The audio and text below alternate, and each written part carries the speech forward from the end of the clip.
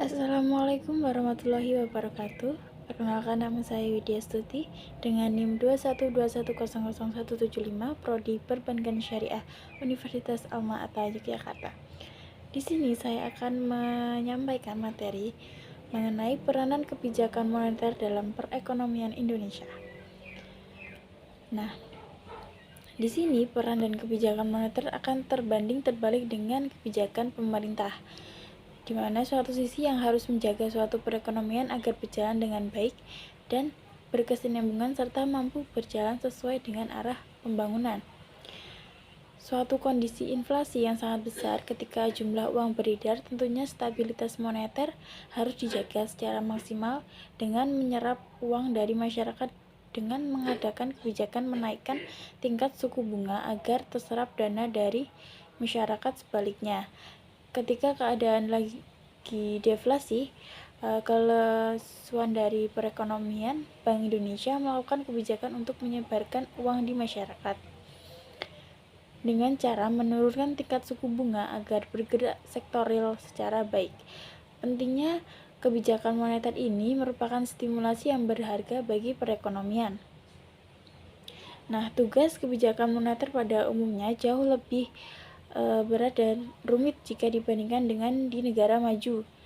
Ada beberapa faktor menyebabkan hal ini. Pertama, tugas untuk menciptakan penawaran uang yang cukup sehingga pertambahannya dapat selalu selaras dengan jalannya pembangunan yang memerlukan disiplin kuat di kalangan penguasa moneter.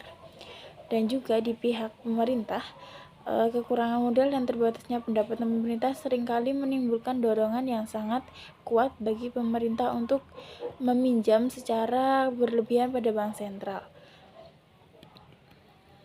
Nah, kedua, bank sentral di negara berkembang harus lebih teliti dan berhati-hati mengawasi perkembangan penerimaan valuta asing dan mengawasi kegiatan dalam sektor luar negeri atau ekspor dan impor. Kegiatan di sektor ini sangat mudah menimbulkan inflasi negara tersebut karena harga mentah yang diekspor selalu naik turun, maka penerimaan dari ekspor selalu mengalami perubahan yang tidak teratur.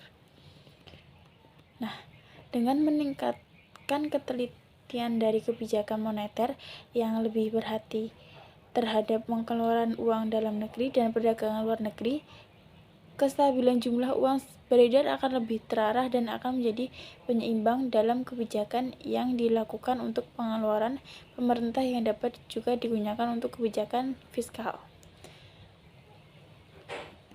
Nah, di Indonesia banyak Bank Rakyat Indonesia BRI merupakan model bank pedesaan yang ciri BRI unit desa yang berhasil memfasilitasi proses monetisasi pedesaan untuk negara berkembang. Diperlukan suatu kerjasama dengan bank umum agar mampu sebagai bank yang dapat memberikan pinjaman selaras dengan kebijakan pemerintah untuk membantu permodalan pada UMKM. Nah, yang kedua yakni peranan Bank Indonesia dan Otoritas Jasa Keuangan dalam stabilitas keuangan Indonesia. Bank Indonesia memiliki tugas untuk menjaga stabilitas moneter antara lain melalui instrumen suku bunga dalam operasi pasar terbuka, memiliki peran vital dalam menciptakan kinerja lembaga keuangan yang sehat, serta memiliki kewenangan untuk mengatur dan menjaga kelancaran sistem pembayaran.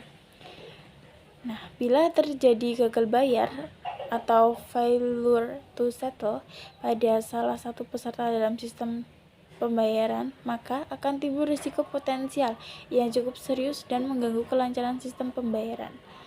Selanjutnya, fungsinya dalam riset dan pemantauan Bank Indonesia dapat mengakses informasi-informasi yang dinilai mengancam stabilitas keuangan melalui pemantauan secara makroprudensial. Dengan demikian, Bank Indonesia sangat berperan dalam menjalankan kebijakan moneter secara makroprudensial dengan instrumen yang telah ada. Bank Indonesia akan terlaksana dengan baik dan tidak menimbulkan suatu permasalahan secara makroekonomi. Nah, di sini Otoritas Jasa Keuangan dibentuk dan dengan tujuan agar keseluruhan kegiatan di dalam sektor jasa keuangan terselenggara secara teratur, adil, transparan, dan akuntabel. serta mampu mewujudkan sistem keuangan yang tumbuh secara berkelanjutan dan stabil, dan juga mampu melindungi kepentingan konsumen dan masyarakat.